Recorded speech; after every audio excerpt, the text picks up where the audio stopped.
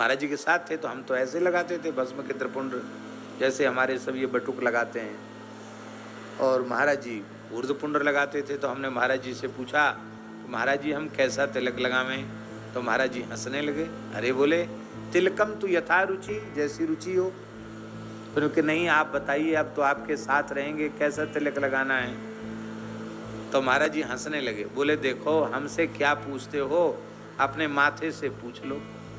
हमने कहा महाराज जी माथा बोलता है? बोले हाँ हाँ बोलता, क्यों नहीं बोलेगा माथा, उससे पूछ लो कौन सा तिलक लगावें। हम तो बच्चे ही थे, 11 साल के थे, हमको समझ में नहीं आया, माथा कैसे बताएगा कौन सा तिलक लगाओ। तो महाराज जी हंसते हुए बोले, देखो पंडित जी, जब ऊर्ध्वपुंड लगाता है कोई व्यक्ति तो हाथ में दर्पण लेके तिलक करता, तो ऐसे ऐसे सिर होता जरूर। चाहे कोई तिलक लगाओ, निम्बार की लगाओ, चाहे गौड़िया लगाओ, चाहे रामानंदी लगाओ, चाहे वल्लभ कुली लगाओ, कोई भी ऊर्ध्वपुंड लगाओगे तो माथा ऐसा ऐसा होगा।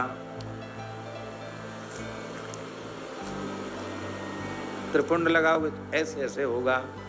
इसका मतलब माथा कहता है ये लगाओ लगाओ, हाँ हाँ लगाओ लगाओ, तो नहीं लगाओ नहीं लगाओ, ऐसे कह के उन्होंने हंसाया। इसका हम तो उनकी विनोद की बात कह रहे हैं, उनका ये आशय नहीं था, लेकिन हंसाने के लिए हम खूब हंसे।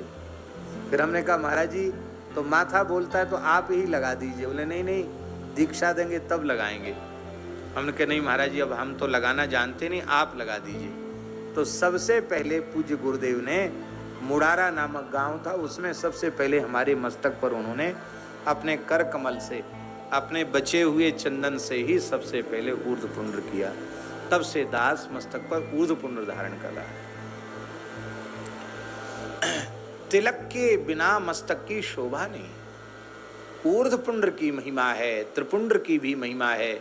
अपनी गुरु परंपरा से जो भी तिलक जिसे मिला है उसे अत्यंत श्रद्धा और निष्ठा पूर्वक धारण करना चाहिए। ये ऊर्ध्वपुंड तिलक इसकी जानते हो कितनी महिमा है? ऊर्ध्वम नयति यत् पुंड्रः प्राणिनम पापकारिणम तस्याख्या ऊर्ध्वपुंड्रेति तस्मात् तद्धारयेत् द्विजः। ऊर्ध्व माने ऊपर की ओर, यह पुंड्र शब्द का अर्थ है उंगली। उंगली से ऊपर की ओर खींच कर लगाने से इसको ऊर्ध्वपुंड कहते हैं। पापी से पापी मनुष्य को भगवान के धाम तक ले जाने में समर्थ होने के कारण इसको ऊर्ध्वपुंड कहते हैं।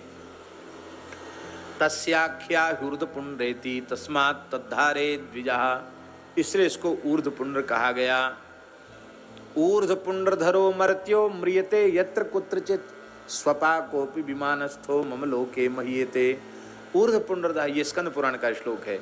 ऊर्ध्वपुंड धारण करने वाला व्यक्ति जहाँ कहीं उसकी मृत्यु हो जाए, आवश्यक नहीं कि तीर्थ धाम में मरे, कहीं भी मर जाए, पर मरते समय मस्तक पर ऊर्ध्वपुंड तिलक हो, तो ऐसा व्यक्ति चांडाल कुल में भी पैदा हुआ क्यों न हो, वह विमान में बैठकर मेरे लोक में जाएगा, मेरे धाम का अधिकारी होगा। इतना महात्म्य है ऊर्ध्वपुंड तिलक का। आप लोग कहेंगे ऊर्ध्वपुंड का इतना महत्व, त्रिपुंड का बिल्कुल नहीं। हमारे कहने का ऐसा नहीं समझ लेना, त्रिपुंड में भी बड़ी महिमा है। क्या महिमा है त्रिपुंड की? सुनो, त्रिपुंड वाले पूछे तिलक लगाते हो, उसकी भी महिमा है। आदि ब्रह्मा, पुंड्र माने होता उंगली। पुंड्र शब्द का अर्थ क्या है संस्कृत में? उंगली। और त्रि माने तीन। त्रिभिर पुंड्रैर धार्यते त्रिपुंड्रा, तीन उंगलियों से जो धारण किया जाए उसको त्रिपुंड कहते। तीन उंगली ऐसे भस्म लिया, ऐसे लगाया। अंगुष्ठेन कृता रेखा, क्योंकि मध्यम लेपित, मध्य में लेप नहीं करना चाहिए, इसलिए अंगुष्ठ से मध्य को ठीक करना चाहिए। मध्य में बिंदी, ये हो गया त्रिपुंड। आदि ब्रह्मा मध्य विष्णु ऊर्ध्वरेखा सदा शिवः बिंद की शक्ति रूपेण त्रिपुंड्रम धारयेत् द्विजः। ये भी पुराणों में श्लोक आया है। आदि ब्रह्मा, नीचे वाली जो पहली रेखा है त्रिपुंड की, वो ब्रह्मा जी का स्वरूप है। मध्य वाली रेखा विष्णु का स्वरूप है। ऊपर वाली रेखा शिव जी का स्वरूप है। और जो बिंदी है वो भगवती पराम्बा जगदम्बा आद्या शक्ति भगवती जगदम्बा दुर्गा का प्रतीक है। इस तरह से ये सभी देवता इसमें आ जाते हैं और स्वभाव में। तिलक को ही स्नान कहते, महाराज जी कहते थे। आप खूब बढ़िया से नहाए हो और मस्तक पर तिलक न हो, और आप साधु ब्राह्मण हैं तो कोई जरूर पूछेगा क्यों महाराज स्नान किया नहीं किया हैं? और भले ही आप बिल्कुल न नहाए हो, ठंड पड़ रही हो, हाथ मुंह धो लिया, साफी से पोंछ लिया, अनेक मुंह चुपड़ लिया, बढ़िया से तिलक लगा के माला झोली लेके बैठ जाओ, कोई कह जाए तो कहो कि तुम नहाए कि नहीं नहाए, बढ़िया तिलक ताजा लगा हुआ तिलक हो, कहें हाँ देखो कितने जल्दी। हमारे महाराज जी बड़ी बढ़िया बढ़िया बात सुनाते थे। एक पंडित गौड़ जी थे, वहाँ के गिरिराज जी के, पंडित श्री रामनाथ जी गौड़, बड़े विद्वान थे महाराज, ब्रजवासी विप्र थे, हिंदी संस्कृत बंगला अंग्रेजी 4 भाषाओं पर पूर्ण अधिकार था, बहुत अच्छे विद्वान थे। तो महाराज जी के प्रति उनका सख्य भाव था, महाराज जी भी उनसे बहुत प्रेम करते थे। तो कभी कभी वो कथाओं में जाते तो कि बाबा, ठेठ ब्रजभाषा बोलते, बाबा तू चल, तेरे बिना हमारो मन कहूँ जाए को ना करे।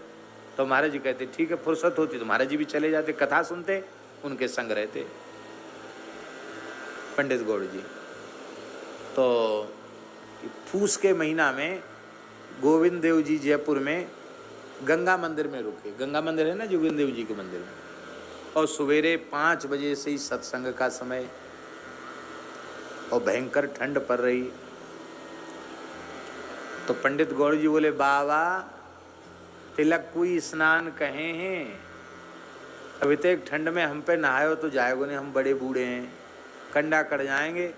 हाँ हमें तो जो है गिरिराज जी की रज प्राप्त करनी है, और भोर में नहाए हुए लग गए ठंडे ठंडे पानी से तो हमारी तो यहीं राम राम भूल जाएगी, इसलिए बाबा तो तू नहावे तो नहाए ले, हम तो तिलक बारो स्नान करेंगे। तो महाराज जी कहते सवेरे से उठते और हाथ पांव तो धोवाते लघुशंका वगैरह करके, कब बढ़िया धोती पहन के और गरम कपड़ा ओढ़ के सुंदर तिलक लगा के माला झोली लेके बैठ जाते। 4 बजे लोग आते, भगत लोग, भगवान का मंगला वाली भीड़। अरे भैया पंडित जी तो पंडित जी हैं, कभी आज तक उनको देखा ही नहीं सोते हुए, जब देखो तब माला फेरते मिलते हैं। और फिर 8-9 बजे जब बढ़िया धूप निकल आती तब बढ़िया से द्वारा से खूब बढ़िया से नहाते, गुनगुना पानी करके फिर बढ़िया से नहाते, फिर द्वारा तिलक लगाते। तो महाराज जी कहते थे ये रहस्य हमको जयपुर में ही पता चला कि तिलक को ही स्नान कहते हैं, बिना तिलक के स्नान भी स्नान नहीं होता, तिलक की बड़ी महिमा है। बिना तिलक के मुख दिख जाए तो प्रायश्चित्त करना पड़ता है, इसलिए बिना तिलक के नहीं रहना चाहिए। बोले हम तो पानी का तिलक कर लेते हैं, पानी का तिलक अधिक से अधिक 1 घड़ी तक रहता है। 1 घड़ी का अर्थ है 24 मिनट, 24 मिनट तक पानी का तिलक मस्तक पर चलता है, इसके बाद नहीं चलता है, पर वो मान्य नहीं है। तो इसलिए मस्तक पर तिलक इसलिए जल का किया जाता है कि नदी से सरोवर से निकल के घर तक पहुँचे तमाम लोग बिना तिलक का मस्तक देखेंगे तो उनको भी दोष लगेगा, हम बिना तिलक के रहेंगे तो हमको भी दोष लगेगा। इसलिए आसन तक पहुँचने तक के लिए जल का तिलक कर लिया जाता है। और